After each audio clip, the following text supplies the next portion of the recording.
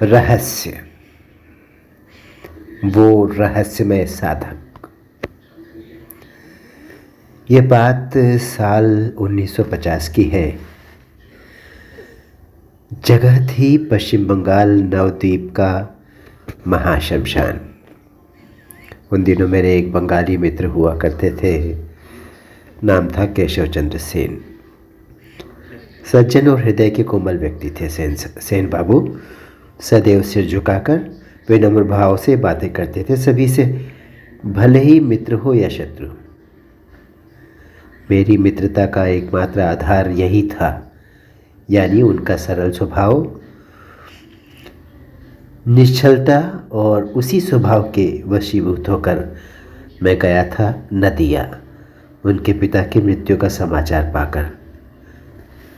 तार में केवल इतना ही लिखा था, पिताजी का साथ हमेशा के लिए छूट गया। मन अशांत है, तुम आ जाओ। अशांत मन को थोड़ी शांति मिलेगी। केशव चंद्र सेन जैसे परम मित्र का ऐसा तार पाकर क्या एक क्षण रुक सकता था मैं? नहीं, कभी नहीं। दूसरे ही दिन पहुंच गया मैं नदिया। वातावरण में सन्नाटा पसरा था। घर के सामने पानी फैला हुआ था। एक मिट्टी का घड़ा टूटकर बिखरा पड़ा था।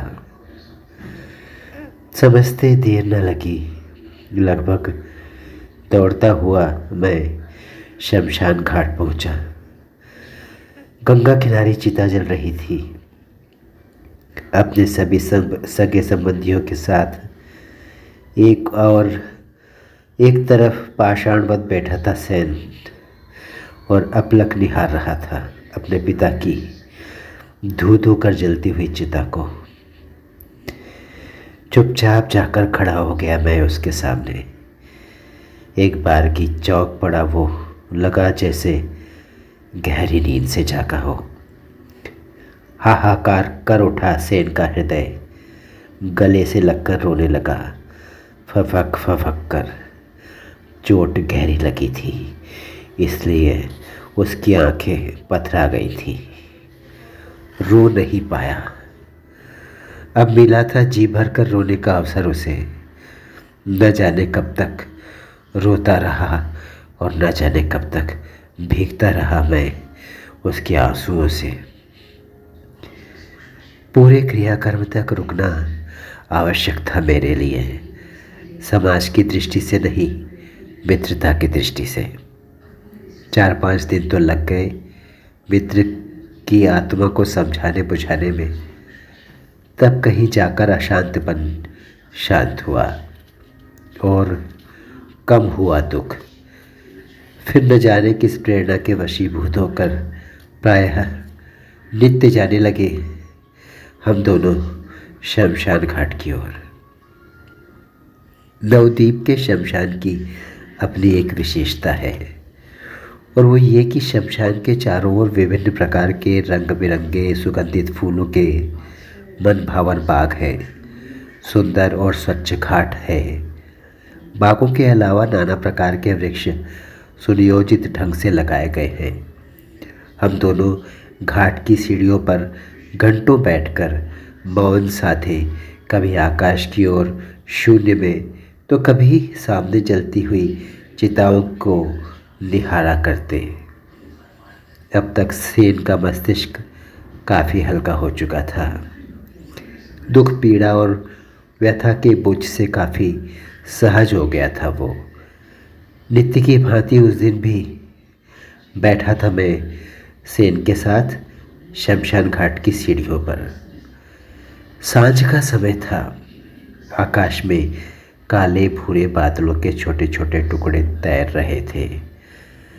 गंगा की लहरों से खेलती हुई पुरवाई हवा बह रही थी धीरे धीरे।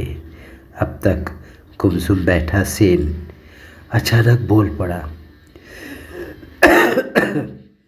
शर्मा, तुम तो कई बार नवद्वीप आए हो। कभी शमशानेश्वरी काली के मंदिर की ओर गए हो? ये नाम तो मैं पहली बार सुन रहा हूँ तुमसे। मैं तो यहाँ एक ही काली मंदिर को जानता हूँ जो शमशान घाट के रास्ते में है।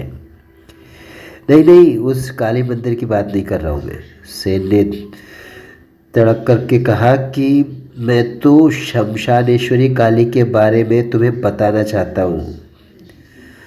मैं चौंक पड़ा। एक बार की उसकी ओर देखकर मेरे भीतर खोजी शक्ति जागृत होने लगी।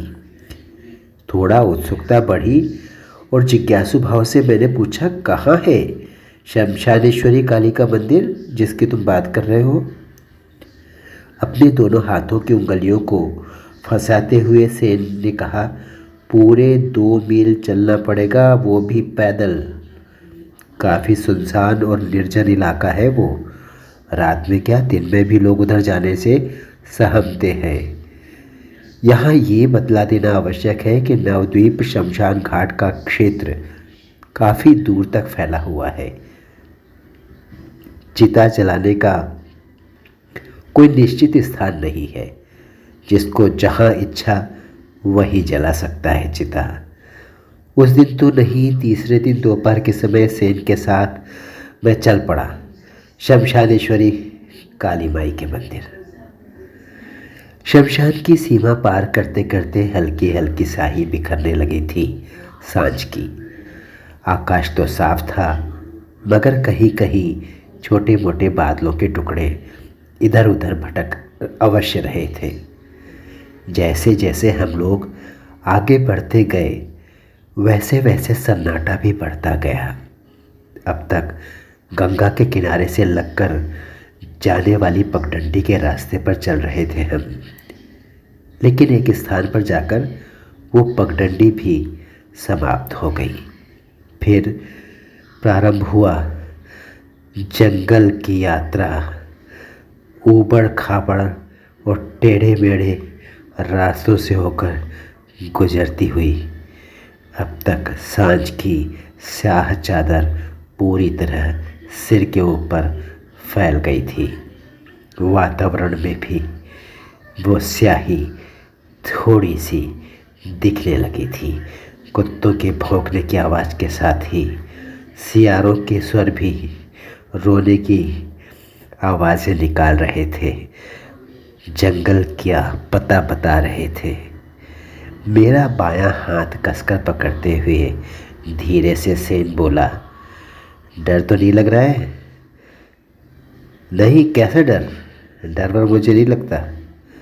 ऐसी जगहों पर बहुत घूम चुका हूँ। तुम अपनी चिंता करो, थोड़ा हंसकर कहा मैंने। मेरा हाथ छुड़ाकर पहले की तरह धीरे से बोला सेन, 2 बार आ चुका हूँ। पहली बार किशोरी बाबू के साथ और दूसरी बार अकेले आया था किशोरी बाबू से ही मिलने के लिए। किशोरी बाबू के नाम का उच्चारण करते समय थोड़ा उत्साह दिखा मुझे सेन के स्वर में। उसके उत्साह को भांप लिया मैंने। पूछा, ऐसी क्या खास बात है तुम्हारे किशोरी बाबू में? वो एक अच्छे व्यक्ति हैं, सदा सत्य भाषण करते हैं, उच्च विचार रखते हैं, तंत्र के साधक हैं। माँ शमशानेश्वरी काली उनकी इष्ट देवी है। सुनने में तो ये भी आया है कि उनकी साधना अघोर मार्गी है। थोड़ा रुककर मैं बोला, क्या तुमने कभी किशोरी बाबू की कोई साधना अपनी आंखों से देखी है? नहीं, ऐसा मौका भी नहीं मिला मुझे, सेन ने उत्तर दिया। एक बात पूछूं? हाँ हाँ पूछो। साधना के संबंध में तुमने किशोरी बाबू के विचारों को कभी जानने समझने का प्रयत्न किया था? मैंने अपनी ओर से कोई प्रयास इस दिशा में नहीं किया। उन्होंने स्वयं बातचीत के सिलसिले में मुझे बतलाया था कि तंत्र साधना से चित्त शुद्ध और शांत होता है। अपने इष्ट से साधक का सीधा संबंध स्थापित हो जाता है। ये तो बहुत बड़ी उपलब्धि है तंत्र की। तंत्र मार्ग की बात हो रही है। जी जी। थोड़ा रुककर सेन बाबू आगे बताने लगे। तंत्र की साधना तो करते अवश्य है किशोरी बाबू, लेकिन वे न कोई भगवा वस्त्र धारण करते हैं, न दाढ़ी रखते हैं, ना तो खोपड़ी, नरकंकाल, शमशान आदि कोई भी चीज़ का उपयोग नहीं करते। किसी भी प्रकार का आडंबर या पाखंड उनके भीतर नहीं दिखता। एक बार एक महाशय ने मुझसे कहा था, सांसारिक जीवन में रहते हुए भी साधक बहुत कुछ पा लेता है, लेकिन बंधु पूर्ण निष्ठा होनी चाहिए माँ के प्रति। सेन की इन बातों से व्यक्तिगत प्रभावित हुए बिना मैं रह नहीं सका। मुझ में किशोरी बाबू से मिलने की इच्छा तीव्र होने लगी। तुमने पहले कभी किशोरी बाबू के विषय में मुझे नहीं बताया। तुम ठहरे बनारसी लाल, रहते हो बनारस में, एक दो बार साल में इधर आ जाते हो। जब भी मिलते हो हमारी बातचीत का विषय वर्तमान जीवन तक ही सीमित रहता है। कहीं अगर तंत्र मंत्र की बात चली और मैं उपहास का पात्र बनूं, ऐसा सोचकर मैंने कभी किशोरी बाबू का तुमसे जिक्र किया ही नहीं। देखो सेन, तुम जानते हो मुझे, मेरा इस संसार में जीवन कैसा है। एक शव की जो स्थिति होती है वही स्थिति लगभग मेरी है इस संसार में। सत्य की खोज मेरी है इस संसार में। सत्य की खोज मेरी आत्मा का कई जन्मों का संस्कार है। मैं इसी संस्कार के वशीभूत होकर तंत्र मंत्र योग आदि पर खोज कर रहा हूँ। जंगल जंगल भटक रहा हूँ, एक पहाड़ से दूसरे पहाड़ का चक्कर काट रहा हूँ। विज्ञान अपनी जगह पर है और अध्यात्म अपनी जगह पर। मुझे मेरे देश की हर सांस्कृतिक परंपरा, चिंतन और प्राचीनता पर अभिमान है। गंगा का किनारा थोड़ा अलग हो गया था। थोड़े और घने हो गए थे जंगल। हवा में तेजी आ गई थी। आकाश में बादल भी उमड़ने खुमड़ने लगे थे। लगा जैसे कभी भी बारिश हो सकती है। हम दोनों जल्दी जल्दी पैर बढ़ाने लगे टार्च की रोशनी में। सहसा मेरे पैर से होता हुआ एक काला कोबरा सांप तेजी से आगे बढ़ गया था। देखकर सारा शरीर सिहर गया। यहाँ सांप भी है क्या? हाँ, बहुत सारे सांप हैं इस जंगल में, तो बहुत कॉमन है, सेन ने जवाब दिया। फिर टार्च की रोशनी घुमाई। एक बार उसने चारों ओर देखा और इसी रोशनी में दिखाई दिया थोड़ी दूर पर स्थित एक पुराना सा मंदिर। यही था वो काली मंदिर। मंदिर के चारों ओर लंबे लंबे बांसों के झुरमुट, ज़मीन पर फैली हुई जंगली घास और उन घासों के बीच कभी कभी चमक उठते जुगनुओं के झुंड। री री करता बरसाती झिंगोरों का अनवरत क्रंदन। मंदिर काफ़ी पुराना लगा मुझे। जगह जगह पत्थर उखड़ गए थे। ऊपर का शिखर आधा टूटकर लटक गया था। एक और झंडा भी रहा होगा कभी, लेकिन उस समय नहीं था। 4-5 सीढ़ियाँ थी, टूटी फूटी, धूल से भरी हुई। सीढ़ियों के बाद एक छोटा सा प्रांगण था और उसके बाद मंदिर का गर्भगृह। एकाएक बादल गरजने लगे और छोटी छोटी बूंदें गिरने लगी। मैं लपक कर प्रांगण में खड़ा हो गया और मेरे साथ सेन बाबू भी आ गए।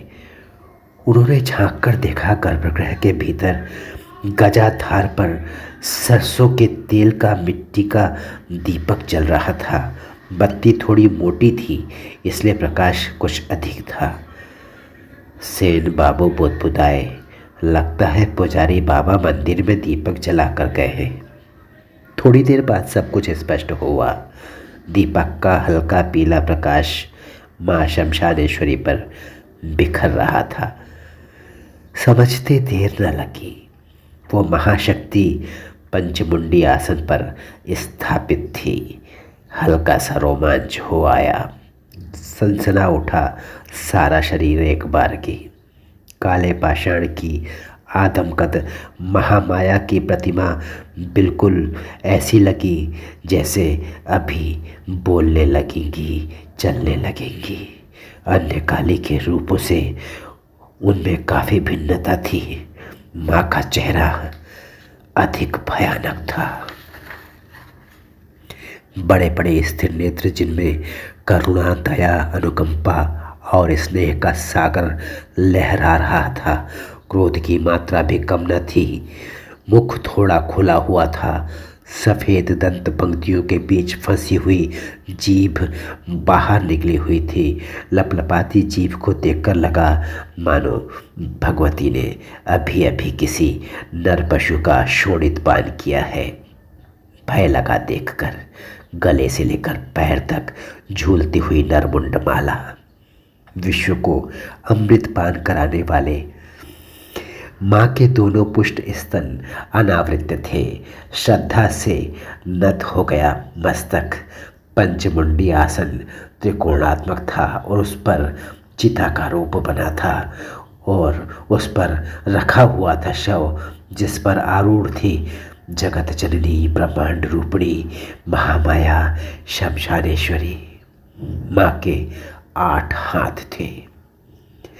दाहिने ओर के चारों हाथों में क्रमशः खड्ग, त्रिशूल, खप्पर और नरमुंड थे। नरमुंड था। बाएं ओर चारों हाथ में से पहले हाथ में वरद मुद्रा थी। चौथा हाथ था इसी प्रकार अभय मुद्रा में। बीच के दोनों हाथों में क्रमशः नागपाश और कैंची थी। सब कुछ देखकर समझते देर न लगी मुझे। काली और तारा 10 महाविद्याओं में श्रेष्ठ विद्याएं हैं।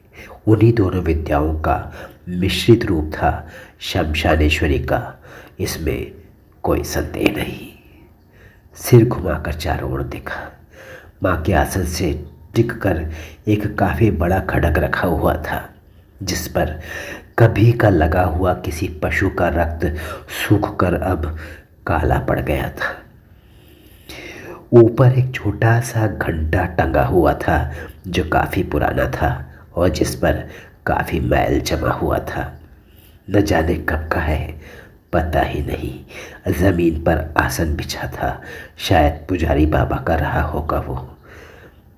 बाहर हवा तेज थी। बांस के पेड़ झूम रहे थे। बारिश भी अब तेज हो गई थी। रात का पहला प्रहर समाप्ति होने वाला था। अब क्या होगा? बुरी तरह फंस गया था। सेन की ओर देखा मैंने। बार बार सिर को चारों ओर घुमा घुमा कर न जाने क्या देख रहा था वो। क्या बात है बंधु? होठों पर उंगली रखकर धीरे से बोला सेन। शांत रहो, किशोरी बाबू आते ही होंगे। समय हो गया है। इस समय, इस अराजकता भरी रात में? थोड़ा आश्चर्य हुआ मुझे। सेन ने कोई उत्तर नहीं दिया। सिर घुमाना जारी रखा उसने। एकाएक तड़तड़ाकर बिजली चमकी और गरजने लगे बादल और कुछ ही क्षणों के बाद उस घोर निस्तब्ध जंगली वातावरण में सुनाई दिया, जय मां तारा, जय मां काली। किशोरी बाबू आ गए थे। सेन फुसफुसाकर बोला, आ गए वो। कुछ क्षण बाद अंधेरे उजाले के बीच देखा, एक प्रौढ़ लंबे कद के सज्जन खड़े थे सामने। लंबी चौड़ी कद काठी, शरीर पर धोती कुर्ता, गले में रुद्राक्ष की माला और पैरों में चप्पल, आंखों पर काले फ्रेम का चश्मा, मस्तक पर सिंदूर का गोल टीका और कंधे तक झूलती केश राशि। यही थे किशोरी बाबू। अरे सेन, तुम इस समय यहाँ कैसे? कैसे आना हुआ? ये कौन है साथ में? मेरी ओर देखकर किशोरी बाबू ने प्रश्न किया। आश्चर्य का भाव था उनके प्रश्न में। सेन ने विनम्र भाव से सिर झुकाकर प्रणाम किया और फिर किया दोनों हाथों से चरण स्पर्श। मैंने भी दोनों हाथ जोड़कर प्रणाम किया किशोरी बाबू को। शुभ शुभ। दोनों हाथ ऊपर उठाकर किशोरी बाबू ने आशीर्वाद दिया। सेन ने मेरा परिचय दिया और अंत में कहा, अध्यात्म में गहरी रुचि है, आपका दर्शन करना चाहते थे। अच्छा अच्छा, किशोरी बाबू बोले, मैं थोड़ा माँ का दर्शन कर लूँ, फिर बातें होंगी। मंदिर के भीतर जाकर दरवाज़ा बंद कर लिया किशोरी बाबू ने। 15-20 मिनट के बाद दरवाज़ा खुला, वे बाहर निकले। देखा उस समय उनका चेहरा खूब लाल हो रहा था, आंखें भी भर भरा आई थी। न जाने क्यों थोड़ा सहम गया मैं। बारिश होनी ही थी और हो भी रही थी खूब ज़ोर ज़ोर से। रह रह कर बादल भी गरज उठते थे। सीन थोड़ा पीछे हट गया और उसी के साथ मैं भी।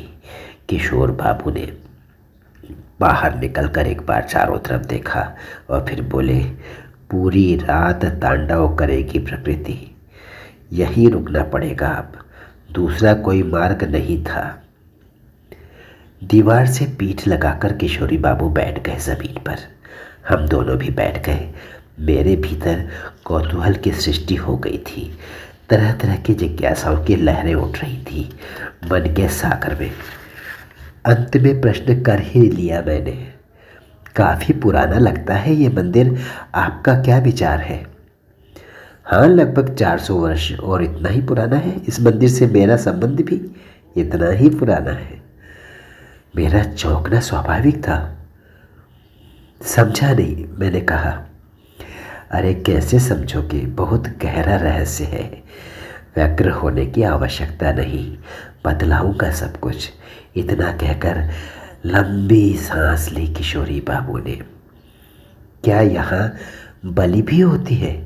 मेरा दूसरा प्रश्न था। हाँ, होती है ना बलि, लेकिन अब नहीं, पहले खूब होती थी। कभी कभी नर बलि भी होती थी।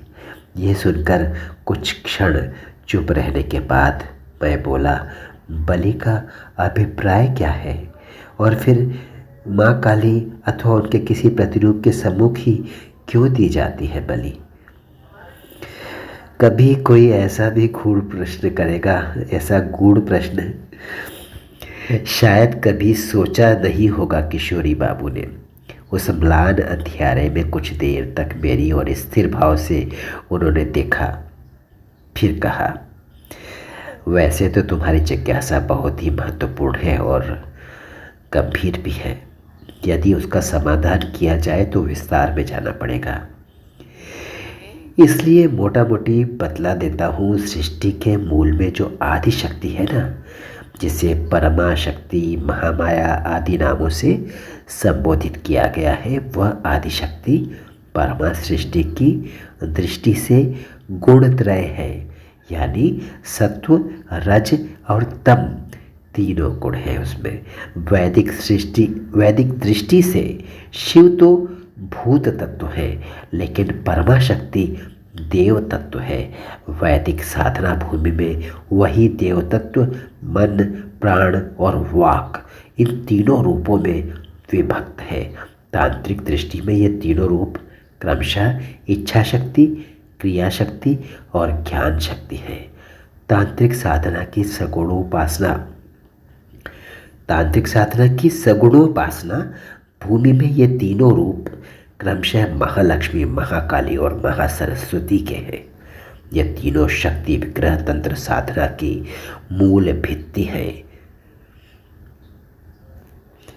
आगे जारी रहेगा, सुनते रहिए रेडियो हिंदुस्तान। आप सुन रहे हैं वह रहस्यमय साधक जिसे लिखा है प्रसिद्ध तंत्र मंत्र विशेषज्ञ, शोधकर्ता श्री अरुण कुमार शर्मा जी ने अपने रहस्यपूर्ण उपन्यास में, जिसका नाम है रहस्य। मिलते हैं बहुत जल्दी। नमस्कार।